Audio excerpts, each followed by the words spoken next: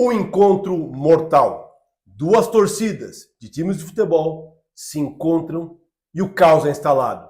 Pessoas são espancadas, mortas, ônibus são incendiados, uma verdadeira guerra civil. O que leva torcedores de um esporte pacífico a se tornarem verdadeiros assassinos.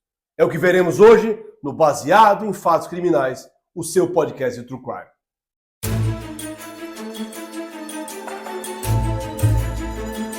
Oi pessoal, que bom tê-los aqui de volta nesse tema que é um tema que há tempo nós já queríamos tratar, porque a violência no futebol se tornou uma das marcas associadas a esse esporte. Não só aqui, vejam na Europa várias restrições, clubes que são suspensos por violência, morte na França, morte de 125 torcedores há poucos meses na Indonésia. Como que se tornou o esporte mais mortal? Não, claro, não o esporte lá dentro do campo, mas como que o torcedor de futebol aqui no mundo faz coisas que nenhum outro tipo de esporte provoca.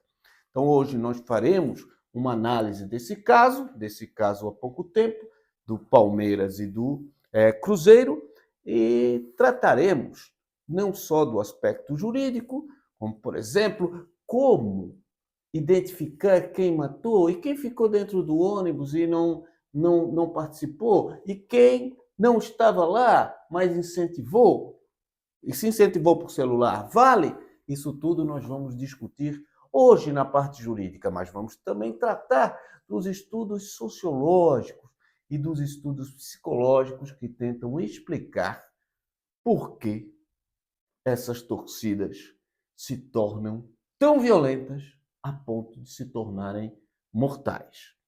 Rodrigo, muita gente conhece, viu nos jornais, mas muita gente não. Qual é a síntese desse caso ocorrido agora entre Palmeiras e Cruzeiro?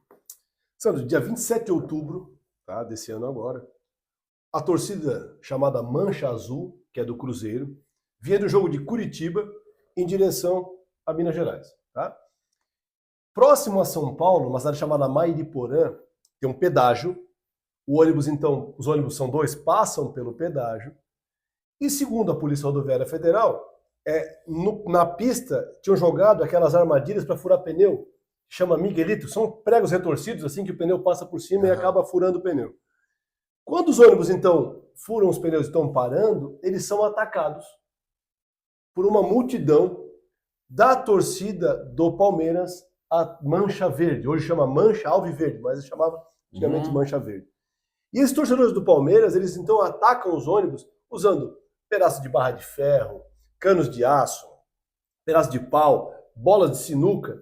E uma cena que impressiona muito é um dos ônibus, ele parece que ele está dentro da guerra da Ucrânia, assim. Ele recebe diversos foguetes, assim, sabe, em direção a ele. Parece um ataque de mísseis, assim. É um negócio impressionante. Um dos ônibus pega fogo, vários torcedores são espancados, vários, e um deles é espancado até a morte. O rapaz é morto a golpes de barra de ferro e deixou um filho de 7 anos, né, assim, com a morte dele. Me diz uma coisa, Rodrigo, eles estavam em maior número? Sim, a torcida do Palmeiras estava em maior número que a torcida do Cruzeiro. E o que impressionou muito nessa história é o seguinte: a torcida do Cruzeiro, ela estava saindo de Curitiba e indo para Minas Gerais. Então o caminho dela era aquele ali mesmo. O jogo foi dia 26 e só foi dia 27 às 5 da manhã. A torcida do Palmeiras, por outro lado, também teve um jogo, só que onde? Em São Paulo. Também no dia 26.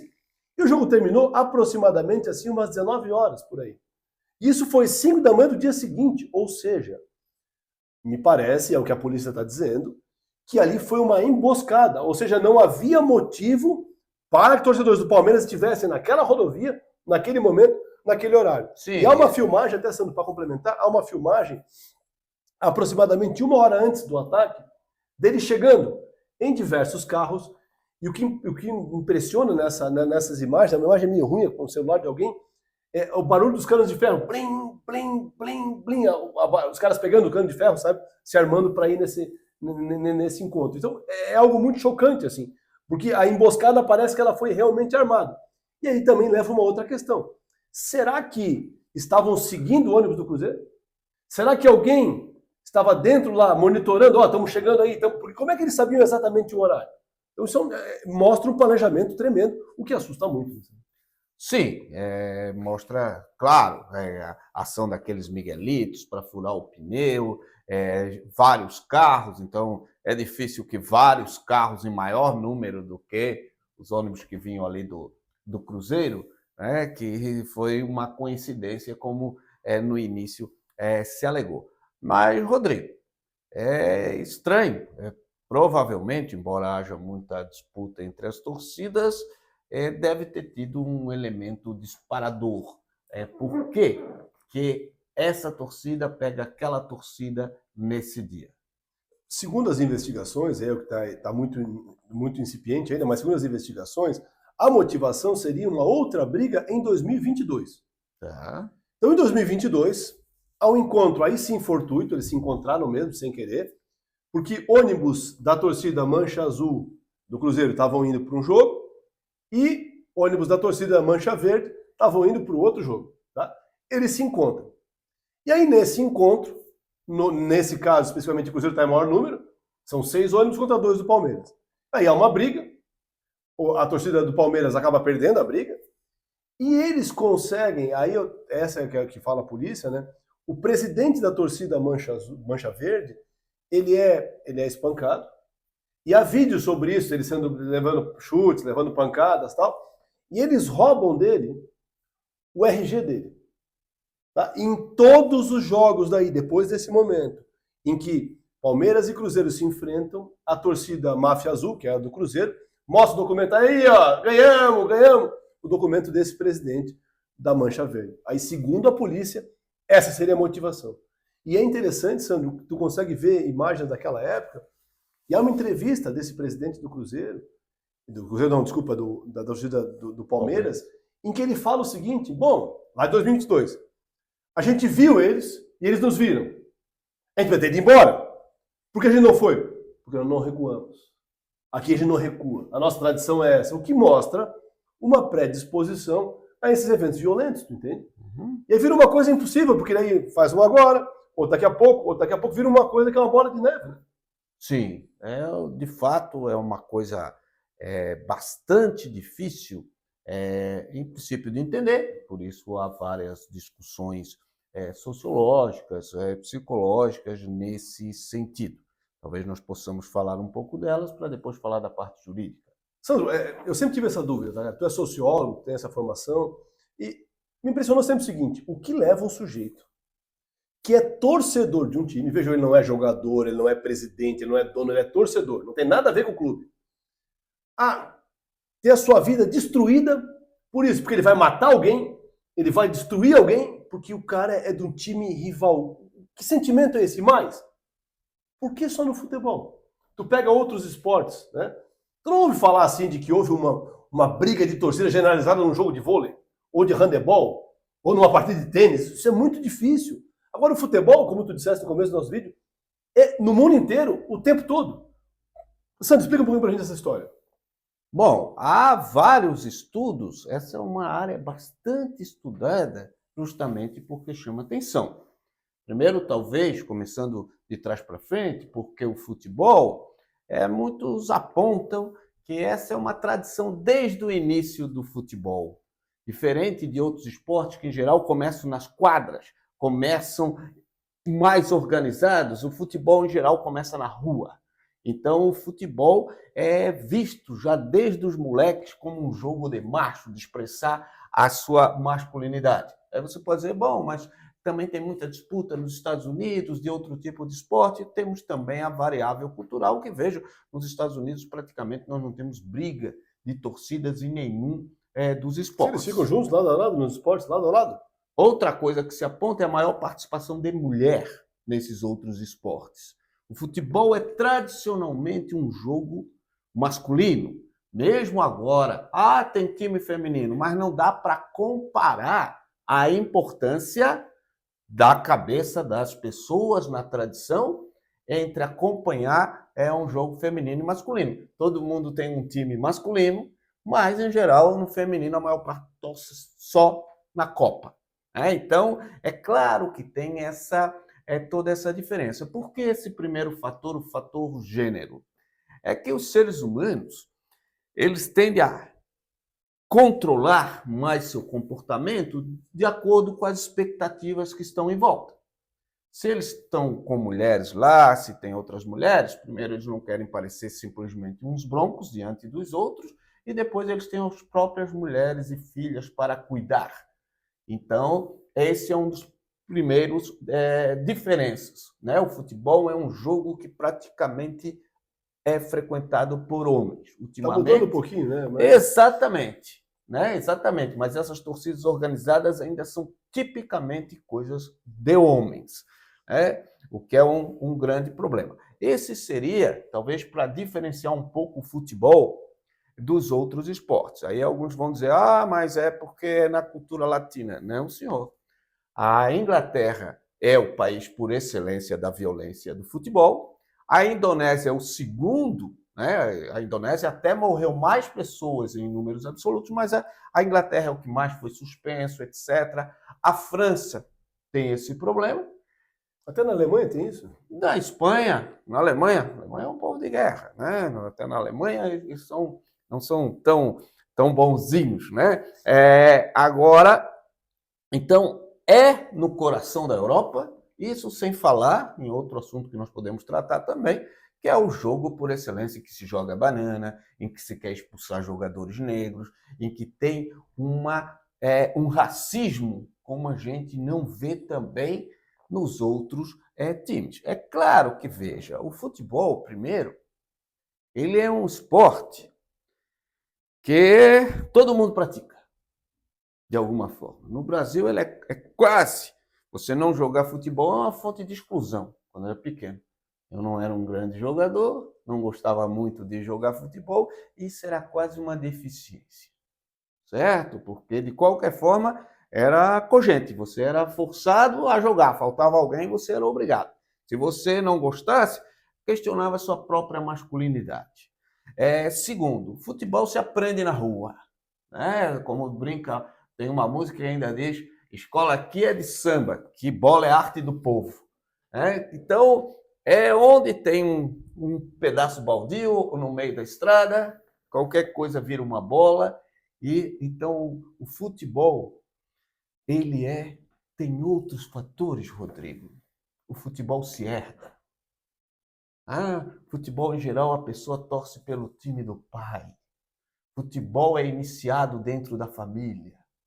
Quando você fala, aí você fala num outro sentido, mas eu vou até discordar um pouquinho, quando diz assim, o torcedor que não tem nada, eu sei que você quis dizer que não vive do clube, mas o torcedor e a camisa, eles são o time.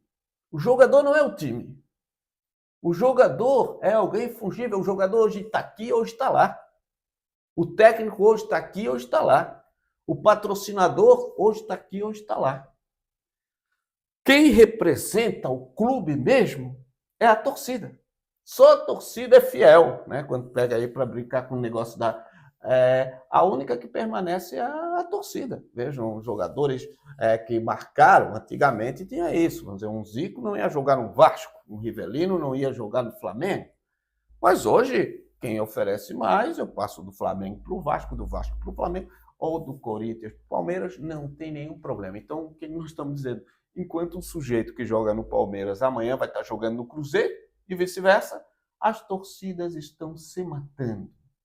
Eu concordo que os caras têm essa relação familiar, tudo isso eu concordo contigo, que o time é a torcida, tudo. O que me causa espécie mesmo, que eu fico muito assustado, é que, porque vira essa selvageria, tu entende? Do cara ignorar todos os aspectos da vida dele em prol de uma coisa abstrata, que é o amor dele por um clube. Um outro exemplo que eu posso trazer aqui, a gente teve um episódio uma vez que o Corinthians, se eu não me engano, foi jogar o Mundial, não sei onde, e várias pessoas foram entrevistadas, os caras dizem, eu larguei meu emprego para ela assistir, peguei o FGTS para poder pagar a passagem. Um cara falou que pegou a poupança que o avô tinha deixado para o filho para subsidiar a viagem dele. Quer dizer, o cara muda a vida dele toda por causa do futebol. E o que isso traz para ele de rendimento? Nada, tu entende? Fora uma alegria momentânea ou uma dor momentânea. Essa é a minha dificuldade de entender. Olha, Rodrigo, é que, para essas pessoas, o futebol é a forma como eles se relacionam com a própria existência. Quando a gente pensa, e alguns falam, o futebol é uma religião sem transcendência, só não tem o outro lado que se acredita. Mas pessoas vendem tudo que tem para uma determinada igreja, pessoas vendem tudo que tem para comprar roupa de marca. As coisas pelas quais a gente luta, em geral, são abstratas, que dão mais prejuízo para a gente do que propriamente lucro, né? Nós somos criados para essa abstração. Agora veja, em primeiro lugar, o esporte, a ideia básica que sempre se tratou o esporte é que ele era uma substituição da guerra. Então, nós somos seres constitutivamente agressivos. Nós, quando somos contrariados, vem a agressividade. A agressividade é, para os animais, do qual nós evidentemente fazemos parte, é uma forma de superar a frustração. Veja, um sujeito não deixa lá, um lobo não deixa você pegar a caça, etc., o outro vai agir, né? Então, a ideia inicial, pegar desde as Olimpíadas, era pegar aquela agressividade e sublimá-la, torná-la socialmente adequada. Só que não podemos esquecer, o esporte vem da guerra. O esporte é uma representação socialmente aceitável da guerra. Vejam que grande parte dos esportes, como eles iniciaram, era luta, né? Peso, arremesso de coisa, sempre competindo quem é que vai, mas já tudo coisas que eram necessárias numa ideia de guerra. Então ele anda ali. E outra, ele cria uma coisa que para o ser humano é fundamental. Nós somos seres de grupos, nós somos de fazer. Pertencimento, né? Disso dependeu a nossa sobrevivência. Você sabe, tem um estudo em inglês que é bastante interessante. Mas por que se forma um grupo? Os seres humanos querem um grupo para participar. Para eu ter um grupo, eu preciso ter um grupo contra. Porque a gente brinca assim, ninguém é catarinense em Santa Catarina. Não faz sentido eu dizer, Rodrigo, catarinense, nós que somos catarinenses, citar outros catarinenses.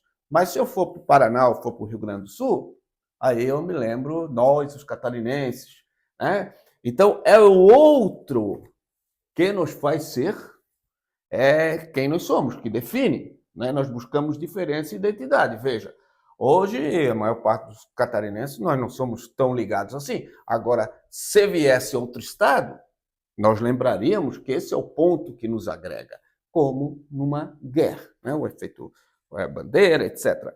Agora, vejam, então, o seguinte, um estudo inglês mostrou que essa necessidade é tão grande que eles faziam o seguinte, eles pegavam grupos de pessoas que, em princípio, iam competir aleatoriamente entre eles. Mas antes eles iam fazer uma entrevista, só uma coisa boba. Eles pegavam lá, faziam uma análise do sujeito, tá? E diziam, tu tem tais características, por exemplo, pessoas como tu tendem a ser mais ordeiras, pessoas como daí outro tendem a ser mais espontâneo. E o que aconteceu? As pessoas, assim que souberam qual era a classificação deles, se reuniram nesses grupos. Só que era mentira, não tinha nada. Os caras botaram aleatoriamente que você é isso e você é aquilo, né?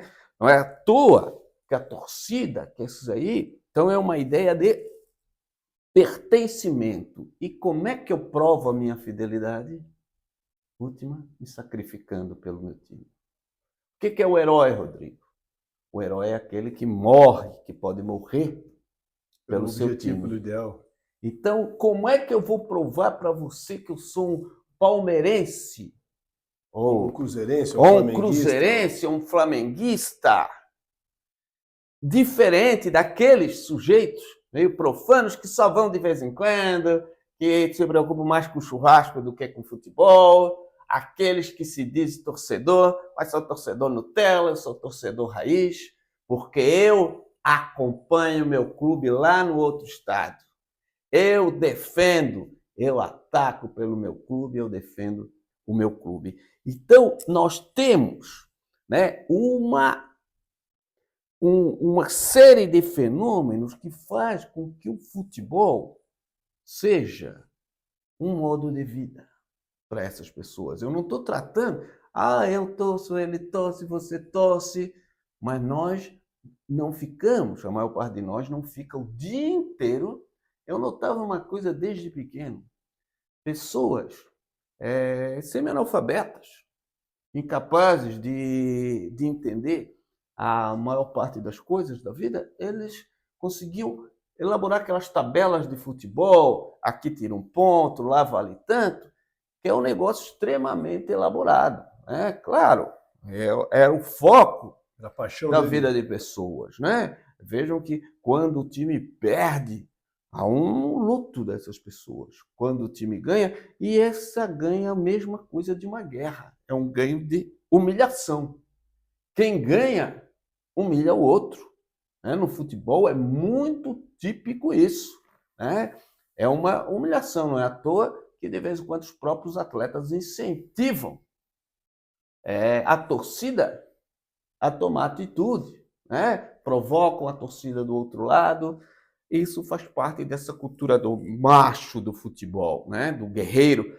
Então nós temos essa série de problemas que talvez possam explicar por que o futebol outros esportes, mas sobretudo o futebol, por essa cultura desde o início da Inglaterra. Não é à toa que a Inglaterra disputa com o Brasil, quem inventou o futebol, etc., mas formalmente teria sido eles, mas porque que desde cedo, e hoje eles são o time, eles têm os times por excelência que mais foram suspensos, que mais tem problema. Tem local na Europa que torcedor inglês não pode nem entrar. Hein? Os hooligans. Exato, até eles falam o hooliganismo, né, como uma contaminação, essa ideologia que vem para o futebol. Então não tem uma coisa a ver, como as pessoas dizem, é porque é país pobre, país latino, nos outros países não é assim. Isso seria muita falta de conhecimento, tá? Tanto aqui como na Ásia, eu falei, o segundo país é a Indonésia, então é geral. Rodrigo, mas agora eu quero te perguntar outro tema. Então nós pegamos isso tudo que talvez ajude a explicar por que jovens, talvez agora enfrentem cadeia, outros enfrentem a morte, enfrentem, né, lesões permanentes, por causa de uma coisa que racionalmente não faz muito sentido, certo? Ali nós temos também uma questão criminal, que às vezes não é necessariamente a mais importante, nem para explicar, nem para combater, mas é uma das dimensões, e é a dimensão onde a gente trabalha por excelência. Rodrigo, do ponto de vista criminal, poderia fazer uma síntese de que crimes nós teríamos ali para depois nós discutirmos? Perfeito. Assim, nós tivemos um morto, 3 torcedores ficaram gravemente feridos, ficaram no hospital, um ficou na UTI durante, acho que 10 ou 12 dias, agora está no quarto. Então, em relação ao homicídio, tá? Como é que esse sujeito foi morto? Segundo o que está ali na investigação, ele foi morto a golpes de barra de ferro. Sim. Então, como é que funcionaria esse caso? É um homicídio qualificado, obviamente que a pena dele é de 12 a 30 anos. Quais são as qualificadoras? Primeiro, motivo fútil. Né? Qual é o motivo que eu matei o cara? Porque ele é da torcida rival. Isso é absolutamente fútil, é uma coisa completamente desproporcional, não tem, né, não há sentido dizer assim, não, a justificativa é essa. É completamente fútil. Até porque também não tinha nenhuma identidade entre quem matou Sim, o pessoal. Nada pessoal entre eles. Exato. Eu escolhi porque ele tava com a camisa diferente, é isso? A escolha é aleatória. Uhum. Aí eu escolhi o cara porque a minha camisa é verde, a dele é azul, eu vou matar porque é isso aí. Até um parentezinho, o motorista os motoristas dos 2 ônibus falam o seguinte, eles só não apanharam porque eles mostraram, sou motorista, com uniforme, sou motorista, os caras, então pode passar. Então a escolha era só time rival, efetivamente. Então, primeira coisa é motivo fútil. Segunda coisa, eu posso falar em meio cruel. Porque morrer a golpes de cano de ferro é uma coisa cruel, vai machucando o sujeito, até que ele vem a óbito. E a terceira coisa, sem dúvida nenhuma, é a emboscada. Os caras prepararam o cenário, todos os torcedores da torcida do Cruzeiro estavam dormindo, segundo os motoristas, então eles foram pegos de surpresa, numa emboscada, e não tiveram possibilidade de nenhuma resistência. Então teríamos aí um homicídio, sem dúvida, com 3 qualificadoras. Tá? Também eu posso falar, aí depende do que foi, né, na investigação, que aqueles outros 3 que foram para o hospital muito gravemente, também a golpes de cano de ferro, alguns queimados também, porque os homens pegaram fogo, aí poderia falar o quê? Em homicídio tentado, também com as qualificadoras. E os demais seriam os crimes de lesão corporal. Aí, dependendo do grau das lesões, pode ser leve, grave ou até gravíssimo. Isso depende do quê? Por exemplo, se o sujeito tomou uma pancada com uma barra de ferro no ombro e por isso agora ele consegue mexer o braço só até aqui, seria uma lesão de natureza grave, com pena um pouquinho mais alta. Explica basicamente aí a diferença entre o que é uma lesão leve, uma lesão grave e uma lesão gravíssima, né? É isso. Por exemplo, bem basicamente, tá? Uma lesão leve. Eu pego o Sandro do outro time, eu dou um soco no rosto do Sandro, ele fica com o olho roxo. Um olho roxo é classificado como lesão leve. Por quê? Porque não incapacita o sujeito por mais de 30 dias, que a nossa lei exige, nem coloca em risco de morte. Aí a lesão grave. Na verdade, assim, mais fácil que isso ainda é o seguinte, né? Tu pode saber se a lesão é leve ou não por exclusão. Porque a lesão grave e a lesão gravíssima estão definidas exatamente no código. Então, por exemplo, deu soco, olho roxo, lesão leve. Agora, em vez de dar um soco, eu dei uma paulada no ombro do Sandro com um cano de ferro, e o Sandro consegue mexer o braço só até aqui. O que aconteceu, o Sandro falou, houve uma incapacitação, porque o braço tem que subir até aqui, não até metade. Isso seria uma lesão de natureza grave, com pena um pouquinho mais alta. Se eu dou essa pancada no Sandro, no mesmo lugar, no mesmo ombro, e agora o Sandro não consegue mexer mais o braço fica de forma definitiva? De forma permanente, assim, né, não mexe mais o braço, acabou. Esse braço perdeu o movimento. Aí eu teria uma lesão gravíssima. Então, a depender do que aconteceu com o jogador, com os torcedores que foram espancados, eu posso ter lesão leve, grave ou gravíssima. Posso sintetizar, então, no exemplo do braço, o sujeito machucou o braço do outro, mas 30 dias depois ele já está trabalhando, etc. Lesão leve. Menos de 30 dias, né? Menos de 30 dias. Se demorou mais de 30 dias, mas depois ele se recupera, mas fica com uma sequela, vamos dizer assim, ou ficou mais de 30 dias ou fica com uma sequela do mais ou menos, como o Rodrigo disse. É uma limitação, lesão grave. E se ele perde aquele movimento completamente, nós teríamos uma lesão gravíssima, aí varia a pena. Então nós temos também lesões, que pode ser que tenham das 3 naturezas, né? Sim. E nós temos ainda o crime de dano. O crime de dano é um crime interessante, porque o dano, qualquer ideia, é tu querer, com dolo, com vontade, destruir ou inutilizar patrimônio alheio, que é exatamente o caso. Né? Então eles queimaram e destruíram 2 ônibus. Um foi completamente queimado e o outro teve todos os vidros destruídos, sabe? E aí eu teria o crime de dano, e eu posso falar em dano qualificado, que tem a pena um pouquinho mais alta. Por quê? Porque aquilo gerou para a vítima um prejuízo enorme. Porque, segundo as investigações, a empresa, que é dona dos ônibus, pertence a um sujeito que só tem ele e um amigo como funcionários. E os ônibus, eles estavam ainda sendo pagos no financiamento, ou seja, um baita prejuízo para essa empresa, talvez até devia fechar a empresa. Inclusive, o dono da empresa está pedindo vaquinha para ajudar ele a comprar o outro ônibus. Então, há um prejuízo enorme para esse sujeito, e, portanto, dano qualificado também. Sim, então uma diferença entre eu quebrar um copo de uma pessoa, né, que seria um dano normal, né, um dano básico, e eu então destruir um ônibus, que seria um dano com pena maior. Rodrigo, nós temos esses crimes, e ok, esses crimes, mais ou menos, até o pessoal viu, né, talvez às vezes não sabe o nome, mas sabe que aquilo tudo é crime. Agora, o problema é como distribuir essas responsabilidades. Vejam, vamos supor ali nós temos em torno de quê? Do total, segundo a Polícia Rodoviária Federal, 150 pessoas, entre palmeirenses e cruzeirenses. Vamos supor, para efeito coisa, que fosse 100 palmeirenses, que são os agressores. Como que eu decido quem responde por homicídio? Eu, em princípio, tem várias pessoas que vão lá, mas é uma que, em geral, dá o fatality, como no videogame, uma que dá o golpe mortal. Essa responde por homicídio e as outras que bateram por lesão? Como é que funciona? É importante a gente vocês saberem isso, é que assim, no direito penal, tu só responde pelo que tu queria fazer ou pelo que tinha consciência que ia acontecer. Ou seja, a responsabilidade criminal é individual, cada um responde pelo que fez. E nesse tipo de crime, como o Sandro falou, é o crime multitudinário, tem uma multidão praticando crimes, como é que eu responsabilizo todo mundo aí? Porque teve um cara, por exemplo, que quando ele foi jogar uma pedra no ônibus, e ele parou, ele jogou a pedra e parou. Esse cara pode responder por homicídio? Teve outro cara que não, que pegou a barra de ferro e deu na cabeça do outro até matar. Isso aí, sem dúvida, responde. Teve um outro cara que não foi lá, mas por telefone falou, vão lá, eu tô aqui esperando, acabaram de passar aqui, vão lá, pode ir. Esse cara responde. E se eu mando eles fazerem? Se eu sou o comandante da torcida e falo assim, torcida, hoje vamos lá, e ele não vai, ele só manda os caras. Então, essa é a complicação desse tipo de crime. E agora? Quem responde por isso? O certo seria que eu conseguisse identificar cada um dos autores e o que cada um fez. Agora, é claro, se eu tenho um mandante, né, e este mandante tem a consciência de que aquilo ia acontecer e que o homicídio poderia acontecer e tal, esse cara pode responder pelo conjunto de coisas. Agora, aqueles que agiram individualmente, não se sabe, porque tem uma cena que é muito bárbara, um cara tá caído no chão, um cara tá dando uma barra nele, assim, uma barra de ferro. E outro cara fala, para, leva o cara embora. Esse cara vai responder por aquilo? Vai? Então é complexo isso aí de fazer.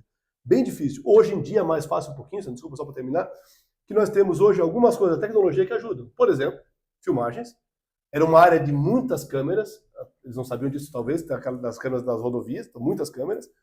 E nós temos também o monitoramento dos carros que passam por ali, então eu identifico as placas de quem é os donos do carro, e o mais importante talvez seja os airbus do telefone celular. Como assim? O telefone celular que tu usa, ele emite um sinal para a antena. A antena se chama estação radiobase. E por triangulação desse sinal sendo trocado, sabe onde é que a pessoa está exatamente. Então tu consegue identificar, botar cada pessoa no local ou não. Isso ajuda bastante nessa responsabilização. Rodrigo, eu entendo aí o que você está falando da tecnologia, talvez não seja tão... Porque provar que o sujeito estava lá, ok. Porque a grande discussão não é essa. Sim. Tá? A grande discussão, isso aí pode ser provado, o ônibus, quem entrou, que coisa, etc. A grande discussão é saber quem fez o quê. Cada coisa. Porque nós estávamos discutindo aquele sujeito, então, que livrou o torcedor. Ele estava lá, a Herb vai mostrar, coisa, etc. Talvez ele estava até no grupo que ia lá fazer alguma coisa, mas vejam como é complicado. Nós temos uma coisa chamada desistência voluntária. Mesmo que ele tenha ido lá com intenção de matar, quando ele livrou o torcedor que ia ser morto, ele já não responde mais por homicídio. Então, a tecnologia e aquilo que o Rodrigo falou inicialmente, no direito penal a gente só responde se tem intenção, né? Ou pelo menos sabe que pode produzir.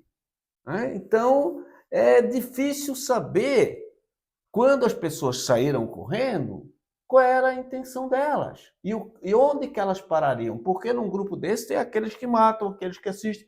Essa é toda a dificuldade. Porque tudo bem, não interessa quem bateu. Os que bateram era uma divisão de trabalho. Se eles sabiam, e todo mundo sabe, bater com ferro numa pessoa pode levar à morte. Ainda mais na cabeça. Mesmo que disser, mas eu não queria, responde, meu amigo. Dolo eventual. Porque aquilo é um resultado que qualquer pessoa racional é capaz de compreender que pode chegar.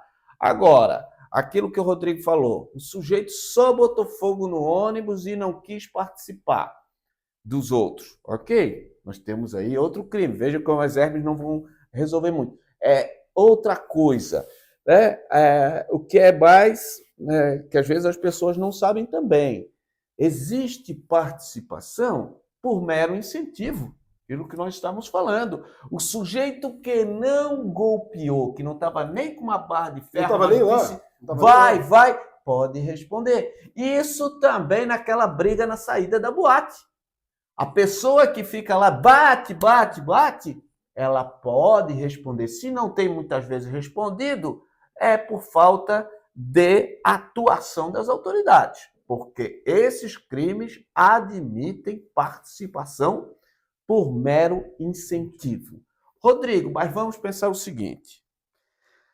Um sujeito que fique claro que ele queria até bater neles, bater nos outros, senão eu não teria levado uma barra ou coisa parecida. Mas ele, por exemplo, bateu só na perna, ele queria lesionar, mas não queria matar. Mas suponhamos que ele bateu naquele lá também, mas no início. Aí ele para e... não, ele só queria lesionar. E os outros ali continuam. Ele pode responder de forma diferente? Pode, claro. Como seria isso? É a participação dolosamente distinta, né? O sujeito queria lesionar, ele bate nas pernas do cara, por exemplo, aí machuca as pernas, ele sai. Outros chegam e matam o sujeito. Como ele não tem participação efetiva nenhuma ali, em tese ele só responde pelas lesões causadas. Essa é a ideia. Às vezes porque tem aqueles casos, né? Chama participação dolosamente distinta. O sujeito paga, eu conheço um caso, o sujeito pagou um segurança para dar uma surra no namorado da filha. Eu não queria que ele namorasse. Esses retardados que pensam que são dono da filha. Né? A filha quer o sujeito e o pai, tal. Nós não estamos mais no tempo da escravidão, meu filho. Tá? Então, ele paga, mas era para dar uma surra. Só que o sujeito se passa e mata. Ele responde, basicamente seria o seguinte. Ficou claro que ele não queria a morte. Agora, quem que ele contratou? Porque ali fala, se pelo menos a pessoa, né, pode ser dolosamente distinta, mas se ele era capaz de prever esse resultado, a pena aumenta. Se ele contratou alguém, um matador, bom, aí já pode ser homicídio ou pode ser uma participação não tão leve assim. Mas, Rodrigo, outra questão que se fala. Em geral, quando a gente pratica um crime com mais pessoas, a pena aumenta. Até tem muita gente que é meio tansa nisso. Eles pensam assim, eles são chamados lá pela polícia, aí eles entregam outros, às vezes pessoas que não participaram, porque ele pensa assim, se eu ia pegar 10 anos, se eu levar 5, passa para 2, porque divide a pena. Na verdade, aumenta a pena, né? Claro, depende do crime, aumenta a pena. Claro. Aumenta a pena quanto mais pessoas participam. Mas eu pergunto para ti, Rodrigo, a multidão, o fato de ser um crime de multidão, aumenta a pena? Não, nesse caso não. Até diminui. Até diminui. É previsto, e isso eu nunca entendi direito, eu sei que o fundamento, esses crimes em multidão, eles diminuem a pena para quem não é o cabeça, né? O cabeça da questão. Mas muitas vezes quem vai na dos outros é pior ainda. Porque veja o seguinte, o sujeito é como dizer, vão lá matar comigo. E os outros, às vezes o sujeito lá teve a moto furtada, roubada, como a gente teve um caso há pouco tempo. Aí o sujeito e o irmão dele vão para cima. Esses dois sabem o que estão fazendo, né? Não se justifica, mas você entende por que eles fizeram isso. Aí começou a se reunir pessoas e disseram, Ladrão, vamos ajudar.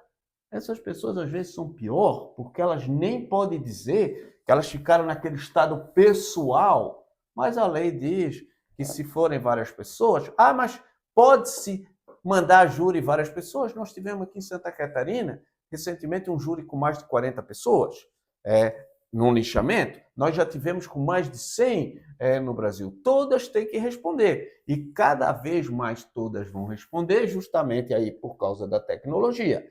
Né? Eu não acredito que ninguém ali esteja inocente. Agora, veja o seguinte. Vamos supor, aqui, não tem nada a ver com o caso concreto, apenas uma suposição, pelo menos até agora não se levantou nada, vamos supor que um dos motoristas, que não era torcedor, passou a informação para a torcida do outro lado.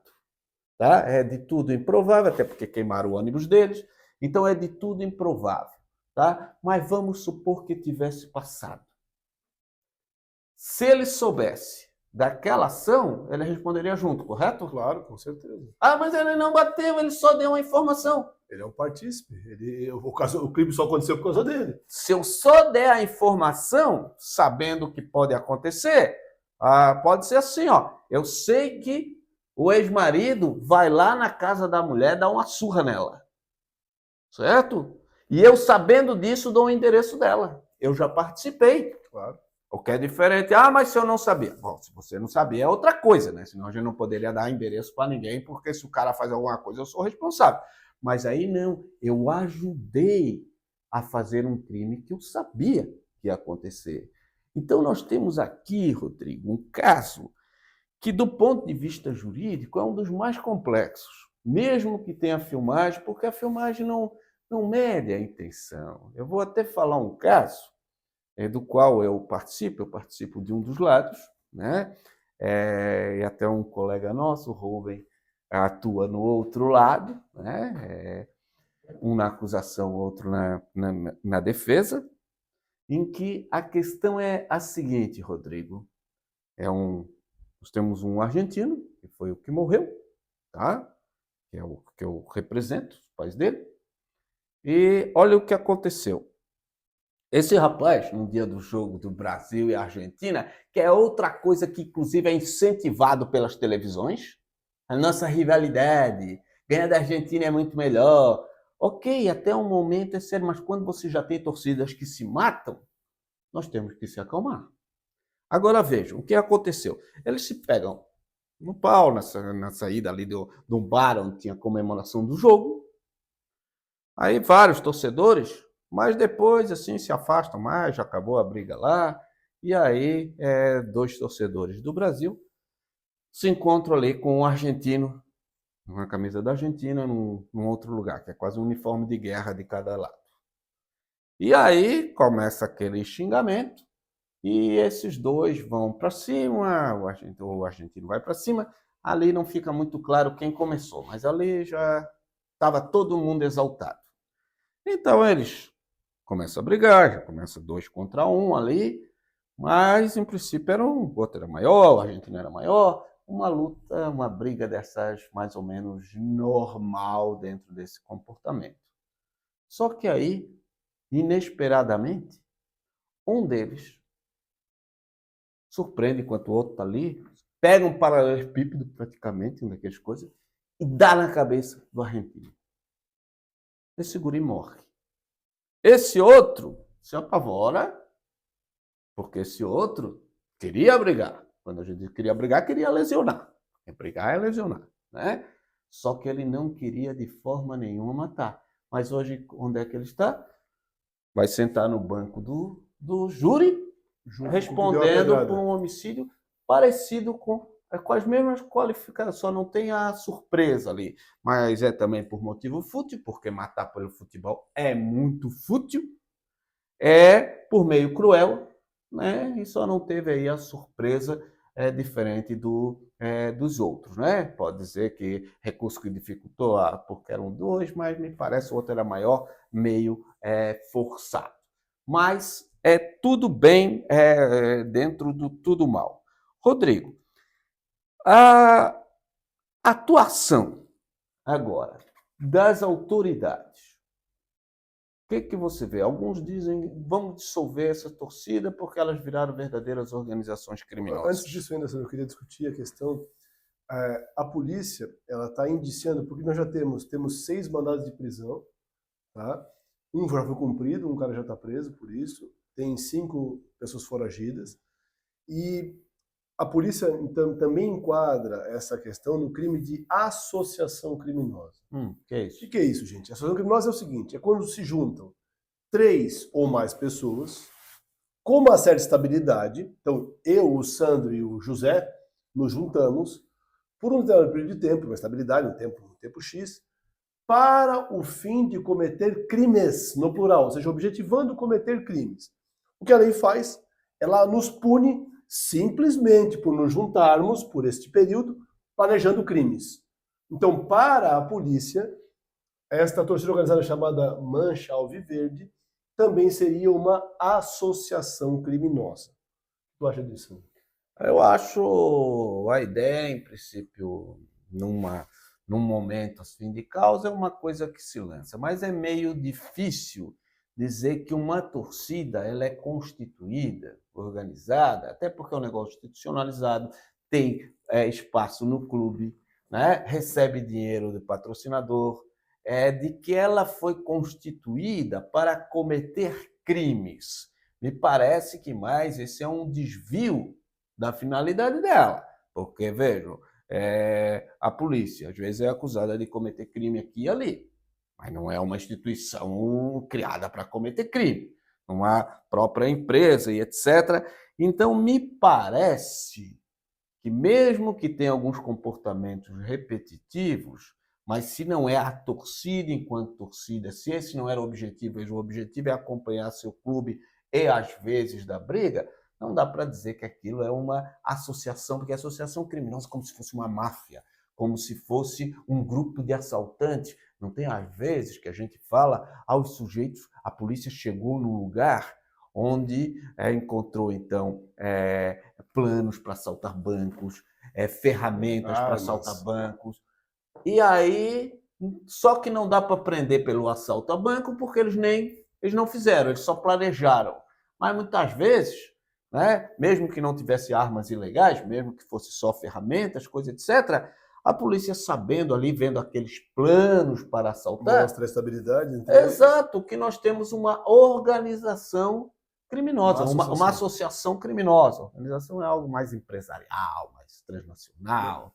É justamente o que a polícia diz o seguinte, que na verdade esses torcedores, maus torcedores, eles se valeriam dessa torcida organizada que foi criada para esse fim, para disfarçar a associação criminosa deles mesmos. Essa é a acusação. O que é estranho, sabe por quê?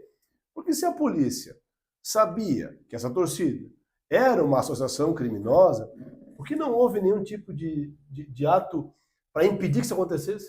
Porque isso daria muito problema. Porque, veja, se era tão óbvio assim, o clube que deu a sede também participa da organização criminosa. Ao partir do momento que soubesse e fizesse isso, o patrocinador que dá dinheiro para eles também sustentaria uma associação criminosa. Né? Então, até o Ministério Público, que às vezes faz reunião com eles para tentar conter a violência, então estaria prevaricando, porque era para dar ordem de prisão, né? Ou era para instaurar o processo. Então, muitas coisas vêm depois, né? Depois da casa arrombada, daí todo mundo tem a solução para como é que era a grade. Então, essa da associação criminosa, me parece, salvo outros elementos, salvo o melhor juízo, o direito é uma fonte de muita polêmica, muita discordância, não seria. Porque eu tenho para mim, Rodrigo, que é o seguinte, quando se força demais a acusação, a gente tira a força dela. Sim. Porque eu tenho ali crimes suficientes para pegar todos os que participaram. Tá? Eu tenho provas suficientes, coisas suficientes. Se eu começo a inventar mais coisas, eu começo a dar absolvição aqui, absolvição ali, e logo eles estão dizendo que estão sendo perseguidos. Né? Então, isso mais vale, às vezes, a acusação ser mais firme naquilo que, de fato, não tem muita dúvida, do que ficar assim criando muita história, que pode ser, mas que não convence muito para quem é da área. E o que está acontecendo agora, tu perguntasse para mim, né, sobre as autoridades, está acontecendo agora são essas duas frentes de ação. A primeira frente é no mundo criminal, nós explicamos aqui qual é a questão, está ainda na fase de inquérito policial, de investigação, não há processo ainda, tá, contra ninguém, então todo mundo ali é presumidamente inocente. E de outro lado, há medidas ligadas ao futebol em si. Então, proibiram a torcida de frequentar estádios, essa torcida, o que é uma coisa, na verdade, salvo engano, muito difícil de se operar na prática. Por quê? Porque eles proíbem que se ande com a camisa da torcida e com a bandeira. Mas os mesmos sujeitos continuam entrando nos estádios e a violência não para por isso. Então talvez tivesse ser um pouco mais efetiva essa situação. Porque para essas pessoas que chegam ao ponto de matar alguém por causa do futebol, a coisa mais importante na vida deles é o futebol. Então talvez a ameaça de que eles realmente fossem banidos do esporte ou impedidos por um período de frequentar o estádio fosse uma punição até mais grave do que a prisão, tu entende? Exato. E para funcionar, civil, aqui também se faz às vezes, para funcionar, o que a gente tem que, mais do que tentar barrar eles lá, Eu me lembro que até aqui, em Florianópolis, era feito. Me lembro até do doutor Narraz, né? Uma vez conversei com ele, ele dizia lá no Estreito, tinham aqueles torcedores, às vezes aqui dos times daqui, Figueirense e Avaí, que também algumas torcidas se matavam. Então ele disse, como não tem controle no estádio, eles são determinado que na hora do jogo eles estejam na delegacia. Sim. Isso era uma garantia. Agora, claro, isso aqui, Florianópolis é pequeno, a torcida é relativamente pequena. Arrumar onde botar todos os palmeirenses, expulsar todos os cruzeirenses ou todos os corintianos, nós reconhecemos que é muito mais difícil. Mas, Rodrigo, o seguinte, uma das coisas que o Ministério Público também propôs, como ele já propôs outras vezes, é dissolver essas torcidas organizadas. O que você acha disso? Eu acho uma medida inócua, porque tu dissolve a torcida hoje, amanhã você cria uma segunda torcida, ao invés de ser, sei lá, mancha alviverde, sei lá, seria mancha branca e verde, não sei, cria essa mesma torcida com outro nome e está tudo resolvido. Então me parece que não é uma medida eficaz simplesmente dissolver a torcida. Eu acho que deveria se identificar quem são os torcedores que na verdade são criminosos e esses caras tinham que sofrer sanções e não dissolver essa torcida, porque muitos torcedores dessas torcidas são torcedores que fazem aquele espetáculo de futebol, aquelas coreografias no estádio, todo aquele clima que eles fazem. Então, tem pessoas boas nessas torcidas, é evidente, é a maioria deles. Alguns sujeitos que são as maçãs podres, ou as laranjas podres, que sejam tirados. Acho que essa é a coisa mais efetiva. Sim, a questão é que algumas torcidas, sem dúvida, muitas vezes as pessoas dizem, o problema não é algumas maçãs podres, é que o tonel acaba apodrecendo todas as que entram ali. Então, ok, eu concordo que é só aquela torcida, que se tem suspeita até disso, poderia se dissolver para, pelo menos, ter aquela questão. Agora, eu não posso dissolver toda a torcida porque isso é inconstitucional. O direito de reunião e associação para fins pacíficos, por isso eu teria que dizer, aquela ali está para fins ilícitos, ok? Ninguém tem direito de se reunir para fins ilícitos. Agora, para fins pacíficos, o Ministério Público não tem esse poder, o Judiciário não tem esse poder, porque a Constituição diz que, sem armas, qualquer pessoa pode formar associações e reuniões e o poder público não pode intervir. Então, isso é importante, porque se permitir também que se proíba isso, não pode se proibir qualquer outra associação e confundiria os torcedores com outros. Eu não gosto também da ideia de dissolver torcida, porque quando eu tenho uma torcida organizada, eu ainda tenho alguém para responsabilizar. Sim. Eu ainda tenho alguém para dialogar. E se ela é ilícita, se ela não tem uma organização, quem que eu vou chamar? Certo? Fica igual um crime por isso fica uma máfia. Então, às vezes, e eu vi assim, projetos, né? Eu dei uma pesquisada em alguns projetos que se tenta fazer na Inglaterra, né? Que claro tem um controle para entrar no estádio bem mais forte, mas o que se tenta é algo que é muito interessante. E aqui nós temos uma experiência com o padre Wilson, um padre muito atuante nas comunidades, que nós tínhamos comunidades que se matavam entre si.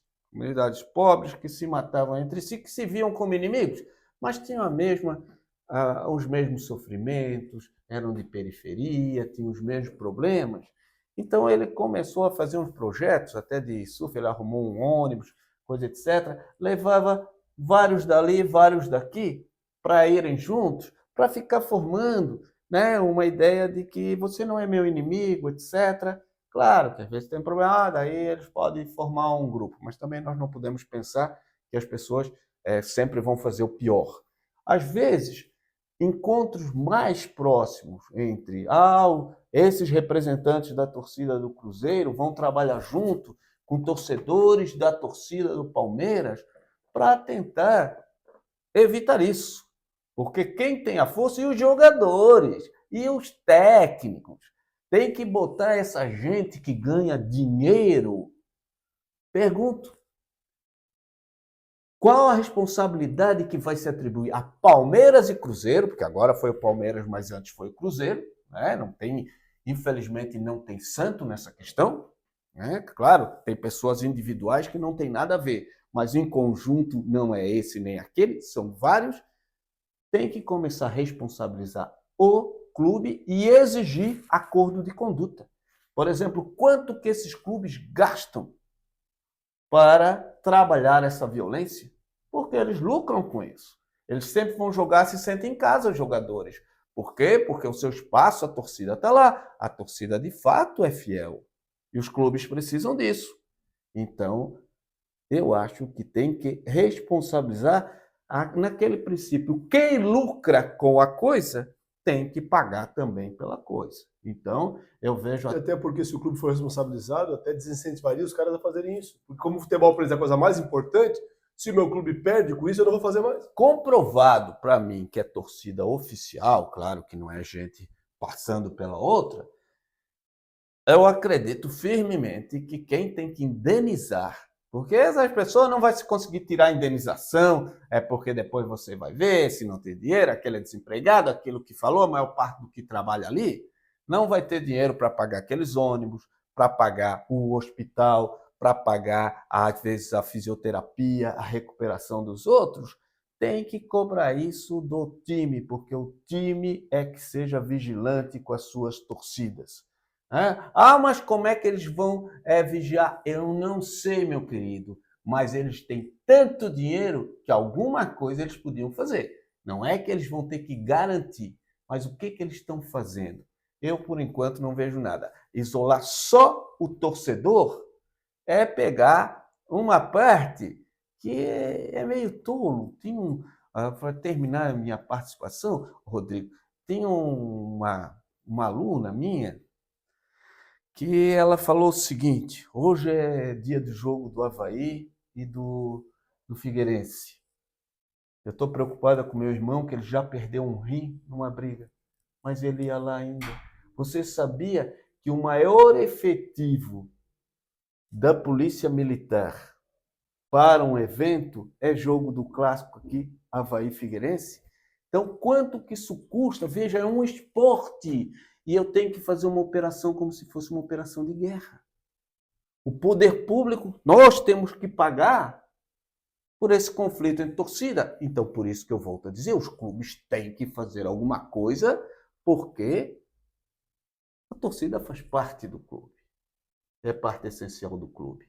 Então é isso, é muito triste que as pessoas, para mim, que as pessoas, claro, que as pessoas se matem por uma coisa que era para trazer prazer. Fazer alegria. A gente vê, o futebol é uma das coisas que exalta as pessoas e está virando um modelo de vida. Hoje esse negócio eu sou esquerda, eu sou direita, tudo radical. A gente não pode mais ser amigo da outra pessoa porque pensa diferente. A gente não... e essa mesma lógica do time, essas lógicas, né? Binárias, né? A e B, A e B. Sempre a gente tem ideias, evidentemente, que a gente jamais vai concordar, né? Até se diz, né? Quando tem um nazista na mesa e outros estão junto calados, nós temos mais de um nazista na mesa, porque tem determinadas ideias que a gente não pode participar. Se tem gente ali, se uma determinada agremiação defende o preconceito contra mulheres, contra pretos, etc., isso eu não considero nenhuma ideia política, isso eu considero criminoso. Agora, no mais, eu tenho tantos amigos de outro segmento político do que eu represento e tantas coisas boas que nós podemos andar em comum, quanto mais de um clube de futebol, que, na verdade, para quem é muito torcedor, nesse ponto de ameaçar ir para a cadeia, é um retardado. Por que eu digo isso? O seu ídolo, o jogador de futebol, é só dar um dinheirinho maior que ele vai para o outro, velho. O seu chefe também, o patrocinador também. E você não ganha um tostão, ainda paga o clube e ainda vai se matar por algo que os jogadores estão um pouco se lixando para vocês. Então, sejam conscientes, né? Como a maior parte é. Quando a gente está falando de torcedor, nós estamos falando da extrema minoria. A extrema maioria são estes, né? O futebol é uma coisa para a gente conversar, a gente até se exaltar, mas se exaltar dentro da normalidade, sem dentro da violência. civilidade. Até porque faz parte do esporte essa gozação, um gozar do outro, essa coisa. É isso que move o esporte. Não pode ser violência. O esporte é um pouco bullying. Mas Sim, mas é o bullying sem violência. Sim, é um bullying daquele de uma avacalhação que não pode envolver preconceitos, não pode envolver humilhações, quanto mais humilhações físicas. É aquele negócio de dizer, tá torcendo pro teu time. Perdeu, É isso aí, né? Como se diz, como se dizia aqui, quando o Avaí perdeu o Figueirense, o teu time não vai poder votar na próxima eleição, por quê? Porque ele não tem título. Então, essas brincadeiras fazem a gente rir, gostar do futebol e de outros esportes. Agora, a violência não tem como ser. A violência é uma coisa de gente tola, de gente que vai muitos perder sua vida, tirar a vida e perder a sua própria. Um vai para o cemitério, outro vai para a cadeia. Parabéns. Muito esperto da parte de vocês. Nesse episódio, um sujeito foi morto, a família perdeu um filho e ele perdeu, e a filha dele perdeu um pai. Acho por uma coisa de tola. 7 anos, não sei se era um menino ou uma menina. De 7 anos. Uma menina coisa tola, uma bobagem de uma rivalidade entre duas torcidas. Entre duas torcidas. Fica o nosso pêsames às famílias das pessoas que sofreram isso. E, pessoal, vamos pensar um pouquinho mais antes de fazer essas coisas, né, gente? É isso. Acho que é isso, né, Sandro? É isso, pessoal. Então, agradecemos. Se inscreva no canal, curta a gente, que a gente se prepara para fazer um bom programa para você. E divulgue o nosso canal. Abraço, pessoal. Até o próximo vídeo. Até o próximo vídeo. Até semana que vem. Acho que ficou bom, né, Rodrigo? Ficou bom, Acho que estamos melhorando.